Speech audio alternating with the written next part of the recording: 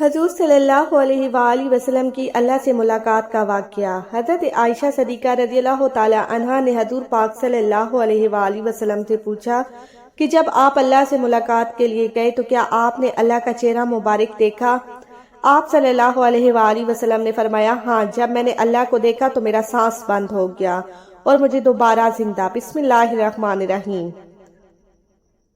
رسول اللہ صلی اللہ علیہ وآلہ وسلم کو طائف کے دعوتی سفر سے واپسی پر جسم اور روح کے ساتھ بیداری کی حالت میں مسجد حرام سے مسجد اقصی، پھر وہاں سے ساتوں آسمان، سدرۃ المنتہا، جنت و جہنم اور جہاں تک اللہ نے چاہا ان مقامات کی سیر کرائی گئی۔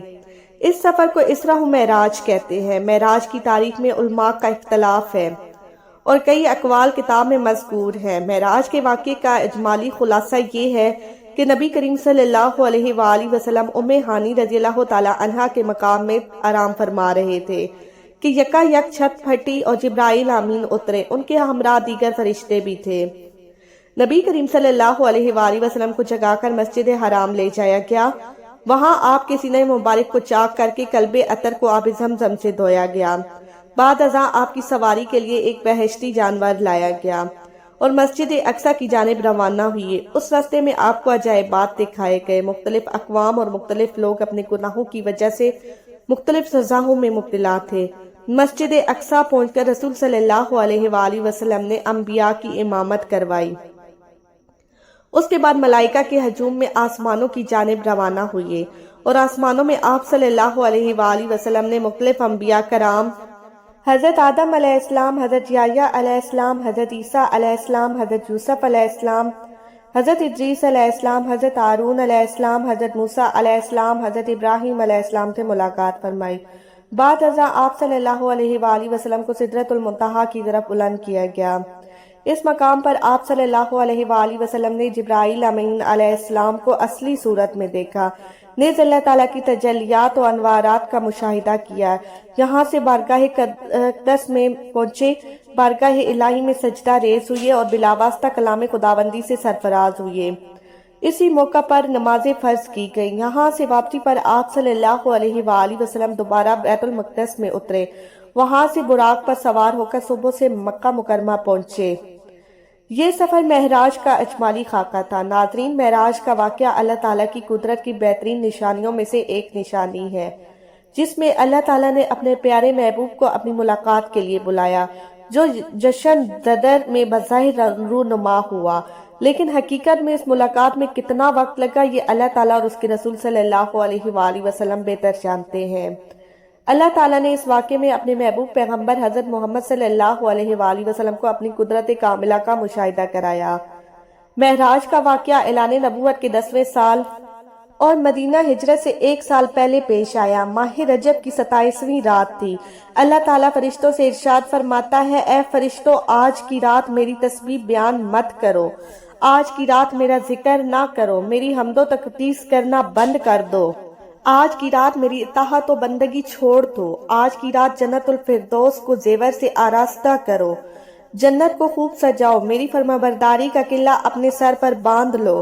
اے جبرائیل، میرا یہ پیغام میکائیل کو سنا دو کہ رزق کا پیمانہ ہاتھ سے علیحدہ کر دے۔ اسرافیل سے کہہ دے کہ وہ سور کو پھونکنا کوئی دیر کے لیے موقف کر دے۔ اسرائیل سے کہتا کہ وہ کچھ دیر کے لیے روح کو قبض کرنا بند کر دے۔ رضوان سے کہتا ہے وہ جنت الفردوس کے درجہ بندی کرے۔ مالک سے کہہ دیکھو دوزخ کو تالا لگا دے۔ خندہ برین کے حوروں سے کہہ دو کہ خوب سج دھج کر جنت کے محلوں کی چھتوں پر صف بستہ کھڑی ہو جائیں، اور جنت کی جو محل ہیں ان کی چھتوں پر اس طرح سے کھڑی ہوں کہ یوں معلوم ہو کہ سر بستہ کھڑی ہیں۔ مشرق سے مغرب تک جس قدر قبریں ہیں ان سے عذاب اٹھا لیا جائے۔ آج کی رات شب معراج میرے محبوب حضرت محمد صلی اللہ علیہ وآلہ وسلم کے استقبال کے لیے تیار ہو جاؤ۔ ناظرین، آج کی اس ویڈیو میں واقعہ معراج نبی صلی اللہ علیہ وآلہ وسلم کو قرآن و حدیث کی روشنی میں بیان کیا جائے گا۔ چشم زدن میں عالم بالا کا نقشہ بدل جاتا ہے۔ میں ربی ہوا، اے جبرائیل اپنے ساتھ 70,000 فرشتے لے جاؤ۔ حکم الہی سن کر جبرائیل امین علیہ السلام سواری کے لیے جنت میں جاتے ہیں۔ آپ نے ایسی سواری کا انتخاب کیا جو آج تک کسی شہنشاہ کو بھی میسر نہیں ہوگی۔ میسر ہونا تو دور کی بات، دیکھی بھی نہ ہوگی، اور دیکھنا تو دور کی بات ان کے وہ گمان میں بھی نہیں ہوگی۔ اس سواری کا نام براق ہے۔ تفسیر روح البیان میں ہے کہ نبی کریم صلی اللہ علیہ وآلہ وسلم سے پہلے اس براق پر کوئی سوار نہ ہوا۔ ماہ رجب کی 27ویں شب کس قدر پرسوز ہے، مطلب بالکل صاف ہے، فضاؤں میں عجیب سی کیفیت طاری ہے۔ رات آہستہ آہستہ کیف و نشاط کی مستی میں مست ہو رہی ہے، ستارے پوری آب و تاب کے ساتھ جھلملا رہے ہیں، پوری دنیا پر خاموشی کا عالم طاری ہے۔ نصف شب گزرنے کو ہے، آسمانوں کے دروازے کھلتے ہیں، انوار و تجلیات کے جلوے سمیٹے ہوئے حضرت جبرائیل علیہ السلام نورانی مخلوق کے جرمٹ میں جنتی براق لیے آسمان کی بلندیوں سے اتر کر حضرت ام ہانی رضی اللہ تعالی عنہا کے گھر تشریف لاتے ہیں، جہاں پر حضرت محمد صلی اللہ علیہ وآلہ وسلم محو خواب ہیں، آنکھیں بند کیے، دل بیدار لیے آرام فرما رہے ہیں۔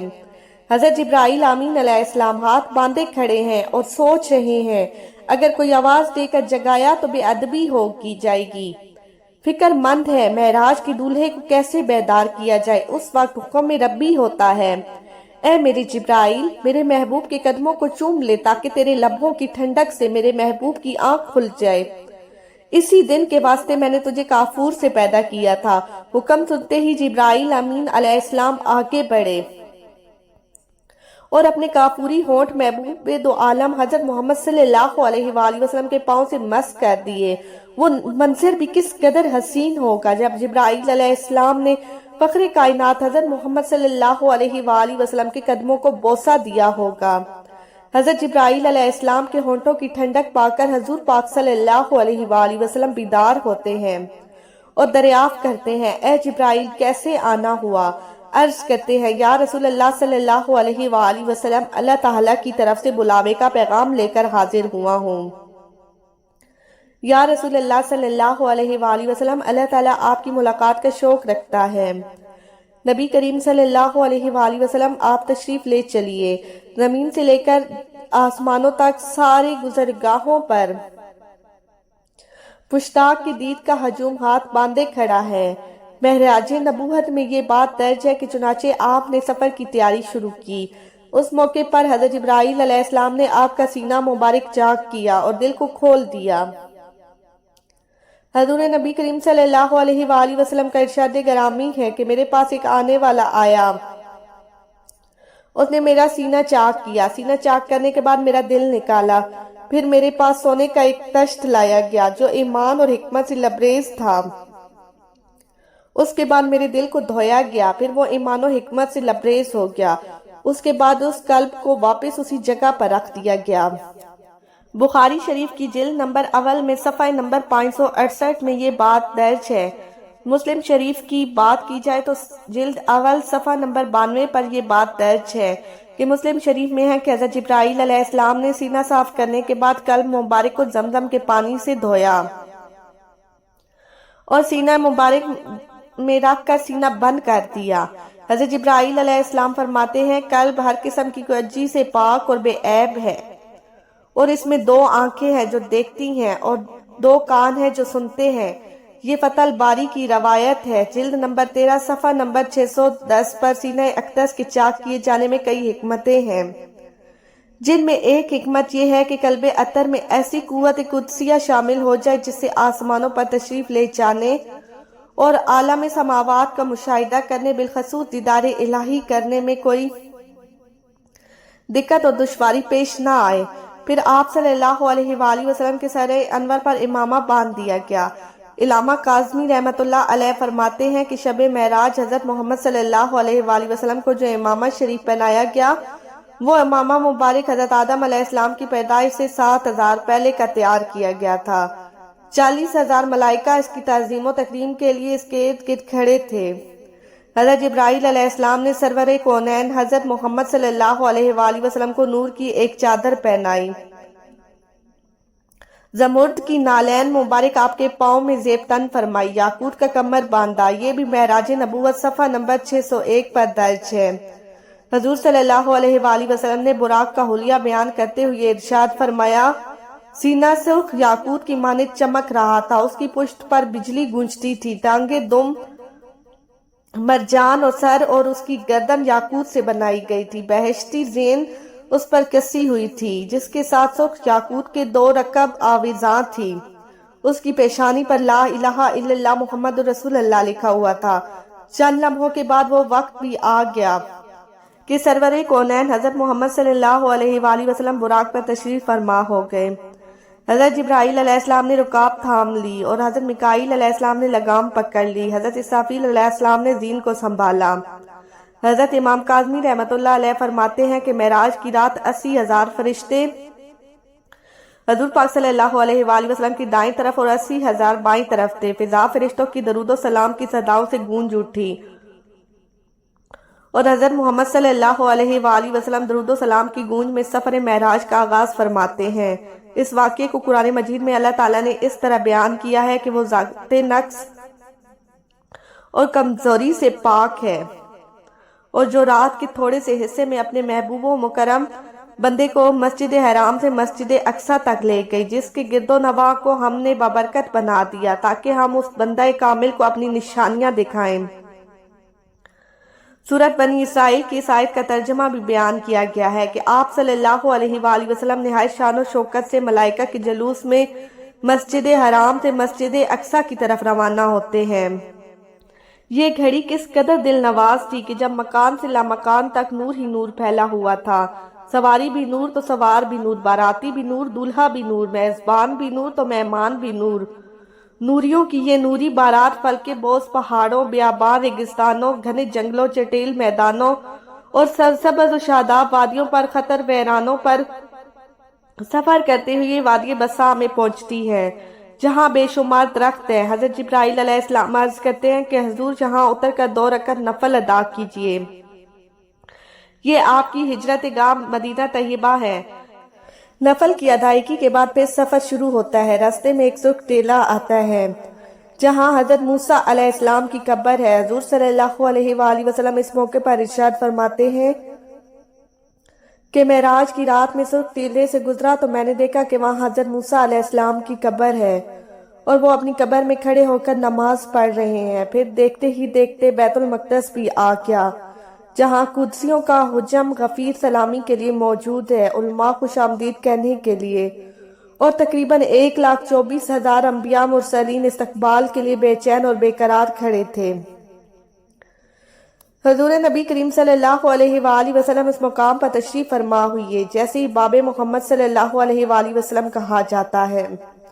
حضرت جبرائیل علیہ السلام ایک پتھر کے پاس آئے جو اس جگہ موجود تھا۔ حضرت جبرائیل علیہ السلام نے اس پتھر میں اپنی انگلی مار کر اس میں سوراخ کر دیا اور براق کو اسے باندھ دیا۔ یہ تفسیر ابن کثیر کی جلد نمبر 3 صفحہ نمبر 7 پر درج ہے۔ آفتاب نبوت حضرت محمد صلی اللہ علیہ وآلہ وسلم مسجد میں داخل ہوتے ہیں۔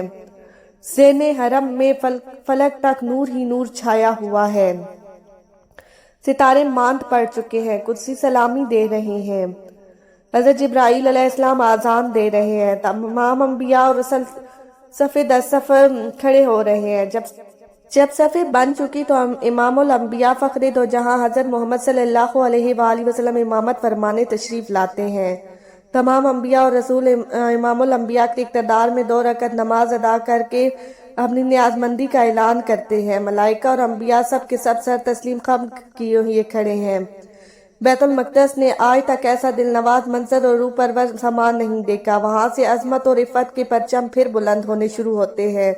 درود و سلام سے فضا ایک مرتبہ پھر گونج اٹھتی ہے۔ سرور کونین حضرت محمد صلی اللہ علیہ وآلہ وسلم نوری مخلوق کے جھرمٹ میں آسمان کی طرف روانہ ہوتے ہیں۔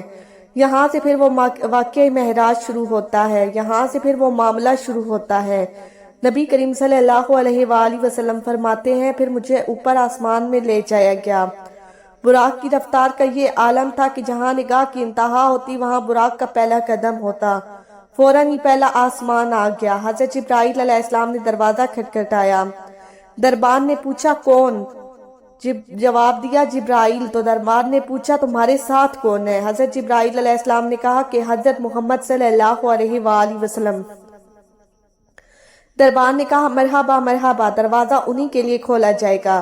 چنانچہ دروازہ کھولا گیا۔ رحمت عالم صلی اللہ علیہ وآلہ وسلم کی ملاقات حضرت آدم علیہ السلام سے ہوئی۔ انہیں بتایا گیا کہ یہ آپ کے جلیل القدر فرزند ہے، ختم المرسلین ہے، یہی حضرت محمد صلی اللہ علیہ وآلہ وسلم ہے۔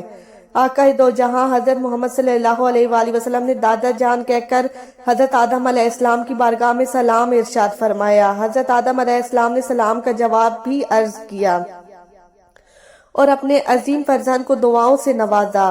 اس کے بعد مہمان عرش حضور پر نور صلی اللہ علیہ وآلہ وسلم کو دوسرے آسمان کی طرف اٹھایا گیا۔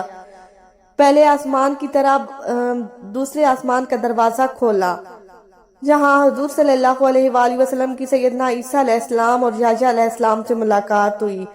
اس یادگار ملاقات اور آسمان کے ملکوتی مشاہدات کے بعد آپ صلی اللہ علیہ وآلہ وسلم کو تیسرے آسمان کی طرف اٹھایا گیا۔ تیسرے آسمان پر حضور صلی اللہ علیہ وآلہ وسلم کی ملاقات سیدنا یوسف علیہ السلام سے کرائی گئی۔